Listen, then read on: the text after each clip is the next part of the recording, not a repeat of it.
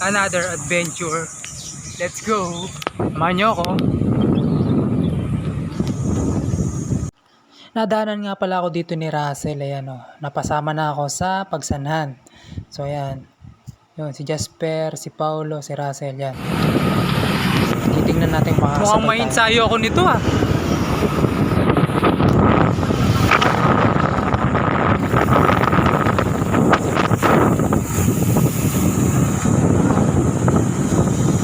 Tutok lang, sapat na.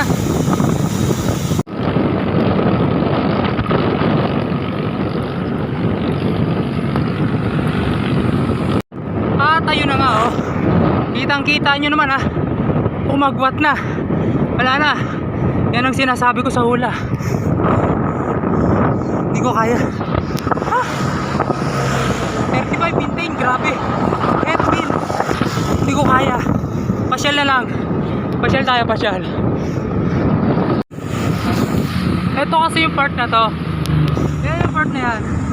Pagdating dito talaga, nagkakarimatehan or nagkaka-speedan. Ewan ko ba kung bakit. Hindi na ako sumama. Hindi na ako sasama. Hindi ko kaya pagsanhan. Tapos ganun katulin na no.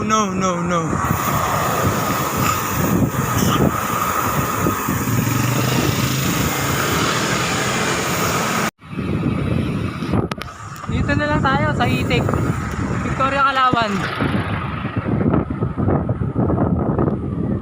Wala, hindi ko kaya.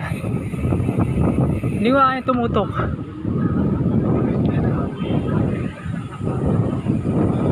Pakahirap. 0-0 eh.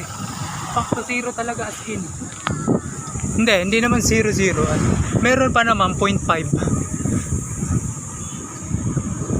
Siya, yun, dito na lang tayo ha.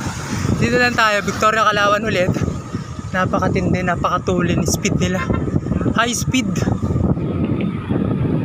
Headwind.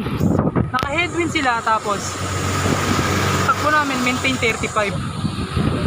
Tapos nung kinargahan na, wala na. 37, 38. So yun, wala.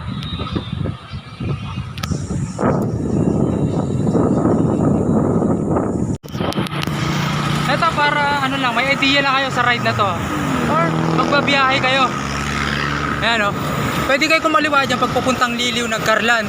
Taytay Falls yan, kaliwa. Ito naman yung galing ng ano, San Pablo, Kalawa. Yan.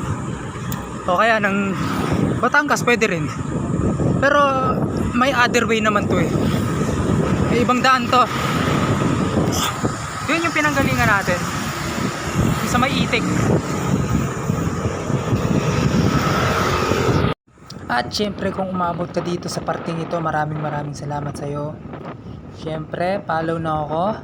Subscribe kayo sa channel natin, sa YouTube channel. Maraming salamat ulit. Ride safe. Peace. Love you all. See you again.